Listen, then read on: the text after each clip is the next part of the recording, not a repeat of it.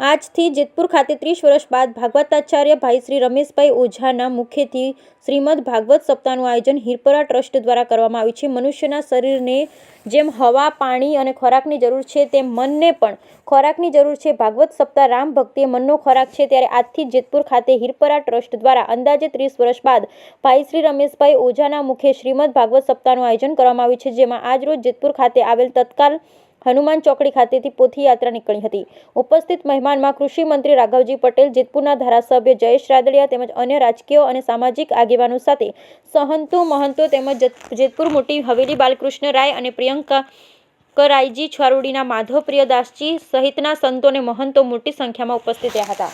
Hirpara trust દ્વારા આયોજિત આ ભાગવત સપ્તાહ આજરોજ બપોરના 3 કલાકે તત્કાલ હનુમાન ચોકડીથી પોથી યાત્રાનો પ્રારંભ થયો હતો, જેમાં 650 સ્વયંસેવકો, 200 રસોડા વિભાગના મહિલા સ્વયંસેવકો વ્યવસ્થા જાળવશે। ટ્રાફિક, પાણી વ્યવસ્થા, પાર્કિંગ સ્વયંસેવકો ખડે પગે નિસ્વાર્થ ભાવે સેવા આપી રહ્યા છે, તેમજ 500x132 સાઇઝના ડોમ તથા કુલ 45 વીઘા જગ્યામાં કથાનો પ્રારંભ આજથી વક્તા શ્રી રમેશભાઈ ઓઝા કંઠે મધુર શૈલીમાં ભાગવત સપ્તાહનું રસપાન કરાવશે।